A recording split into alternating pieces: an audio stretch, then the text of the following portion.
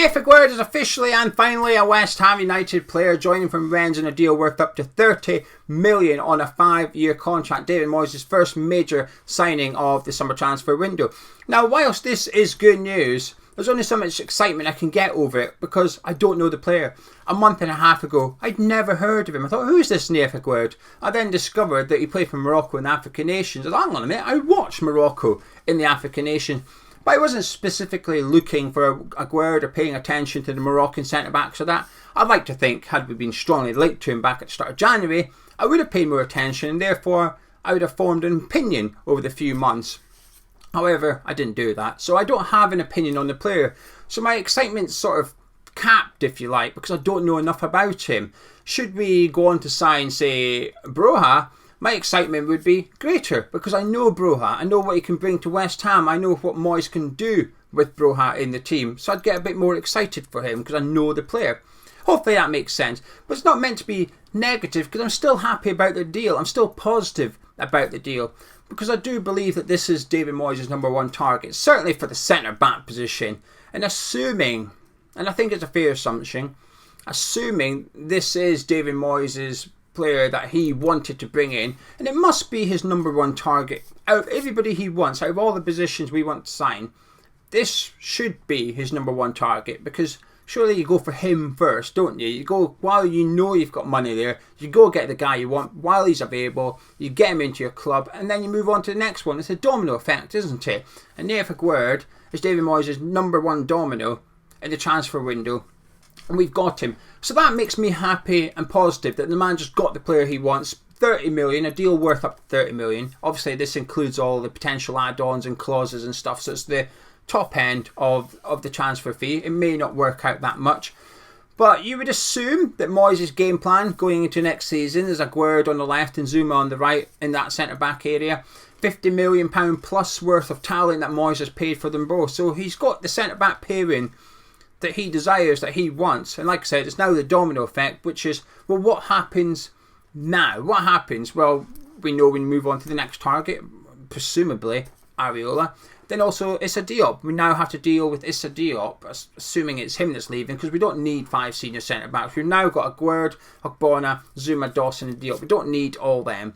So the assumption would be that one of them is leaving this summer, and the assumption from that assumption would be that it's Issa Diop. Now, before we get into the domino effects, what I will say, I think the club have played this perfectly. I think the club have done really, really well. And I would suggest that this is a signing of intent from West Ham. Now, it's been reported elsewhere that he will be the marquee signing for David Moyes and for West Ham in this summer's transfer window. And I'm going to deal with that in another video, because what does that actually mean? What does the marquee signing actually mean? And is it an issue if he is? Well, I'm not going to discuss it. No, I'm saying no more. I'll deal with that in another video because it's just thought process kind of video. But we moved for Aguerd. As soon as the season's finished, we went in for Aguerd. We began negotiations with Rennes immediately. We said to Rennes, we want him. We said to Aguerd, we want you. We went so far with negotiations. Now, everybody will believe something differently. And this is what I believe. I believe we pretty much agreed stuff with Rennes before the international period. I think we discovered if Aguerd actually wanted to come to West Ham and told Aguerd that we wanted him. I imagine a large part of the negotiations were done before the international break. I don't know, 80% just to throw a figure out there. Most of it was done. But we waited because these were the reports at the time that we were going to put the transfer on the back burner so that he could go and play for Morocco, but we weren't going to sign him just in case something went wrong while he was playing for Morocco and we didn't have an injured £30 million transfer on our hands. I think the club got it bang on. I do believe that was the case, because as soon as the international period was finished, he was on his way to London via Paris for his medical. So something must have happened. It's either A, that happened, or B, we negotiated very, very quickly after the international break. And if that's the case, then the club have done that right. It's one or the other as far as I'm concerned.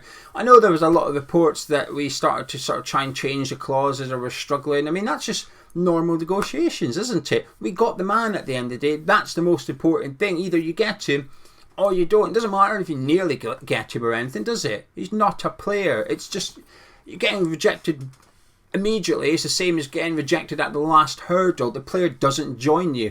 So I think the club have done this bang on, this transfer. I think it makes sense to wait till after the international period. Why wouldn't you? Could you imagine we signed him for this deal worth up to 30 million? He went away to play for Morocco. Us West Ham fans are thinking, right, I'm going to watch Morocco, see how he gets on, watch our new player, and we witness him getting injured or something. Now, of course, he may not have done. Of course, you can get injured at any time. But when you're playing in an international period, when you're playing in a few games in a short space of time at the end of a long season, the risk of injury is increasing little by little. So I think the club got this spot on. But at the end of the day, the main thing is Aguerd does join West Ham United, and he has. Obviously, there was an element of risk to that strategy, which is somebody could have swooped in and got him. Now, there was that rumours linking Newcastle to him hijacking a deal, and I still believe that they were simply calling Leo's bluff with Sven Botman. But that is the risk. But had Aguerd turned around last week and said, actually, I'm not going to come to you, I'm going to go elsewhere, well, that says more about Aguerd than anything. That's the type of player you don't really want at the club. You want people at the club that want to be at the club. And you have to assume that Nayef Aguerd wants to be, hence why he's signed in, and Moyes wants him here. I only see positives around the way that West Ham conducted themselves with this deal. And it's still early on in the transfer window. But before we talk about that, this video is sponsored by the OneFootball app. Now, if you had the OneFootball app, you just got a notification, didn't you? Telling you that West Ham have announced Nayef Aguerd as a West Ham United player, because that's the best place to keep up to date with all your football news. And the best thing is, it's completely free. Please use the link in the description below so that they know that you've come from Hammers Chat, that we've told you to go and get it, and you've gone, yeah, right, Gio, nice one, I'll go get that app now, thank you very much. You've gone and downloaded it, and when you've downloaded it, it says, excusez-moi, who is your favourite team? You said, oh, I'll follow West Ham, and you know what, I might like to keep up with the Premier League as well. Then when you load that back up on the bottom right, it says profile. Click that, your West Ham badge is there. Click that and there's all your news. There it is, all the transfer rumours. There's plenty of it. Vlasic is being linked with a move away. We're being linked with a £35 million, I know, a £35 million left back. That's not happening. We're discussing the marquee signing already. But it is the best place to keep up to date with all the transfer rumours at your club. Fantastic football app for the football fan. Now, we've moved early for Aguerd. This has got to be as a result of, well, at least they've got a bit of a plan. You know, we hear the reports that the Moyes are going to be sitting down soon to discuss a short list and so on and so forth. Well, that must have already happened. We've got evidence of it now. Aguerd has joined. They didn't just decide at the end of May, after match day 38 in the Premier League, they didn't just go, do you know what, shall we sign that Aguerd guy from Rennes? He looks alright, well, we'll go get him. He would have been scouted, hopefully, thoroughly by Rob Newman and his team. Moyes has gave it his seal of approval, and they've gone and got their man.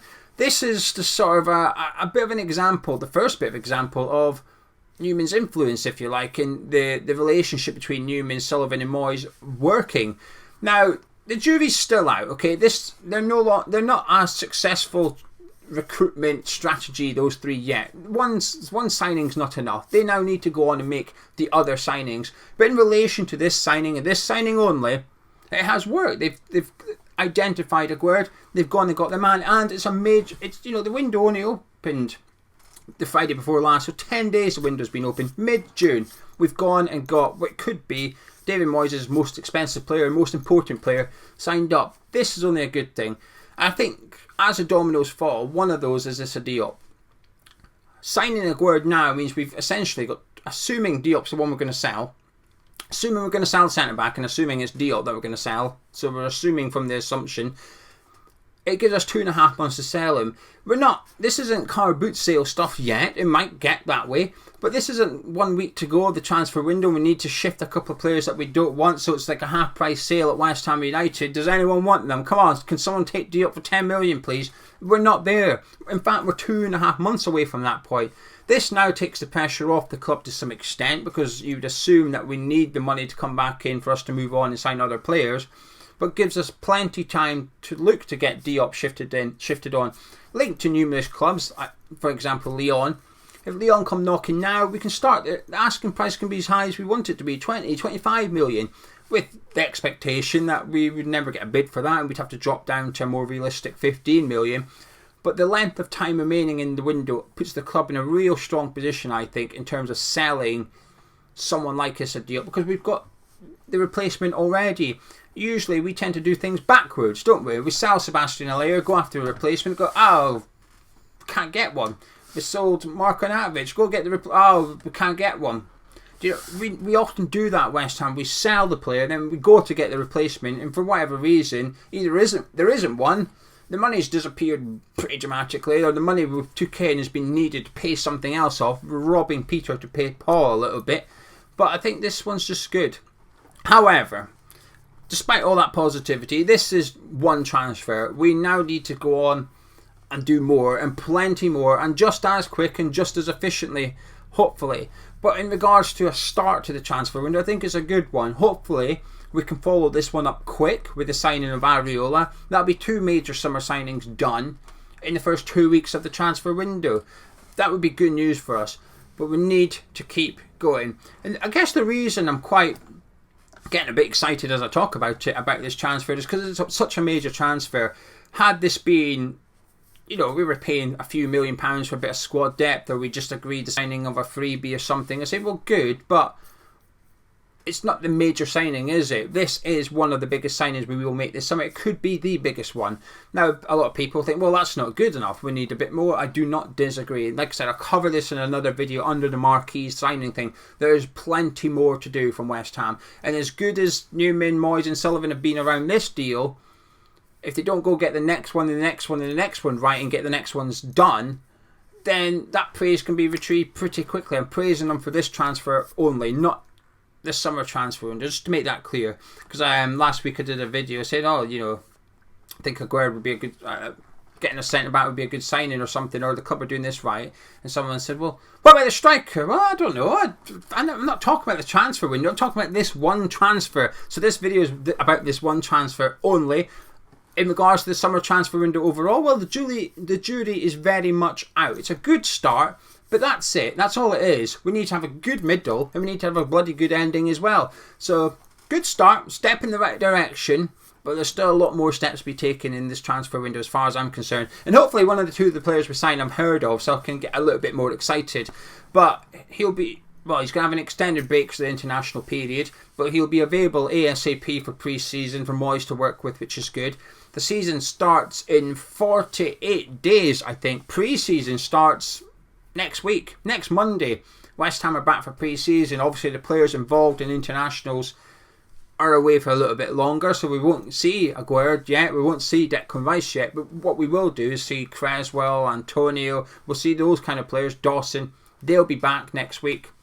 It's important that we start getting signings in quick, because we've got 5 Premier League games and 2 Europa Conference League qualifiers in August. 7 games in August. That's a lot of football. We need a squad available and a squad ready to go, and also a squad that David Moyes wants. But this is certainly a step in the right direction. Nayef Aguerd is officially a West Ham United player. £30 million deal, 5-year contract. What's not to like?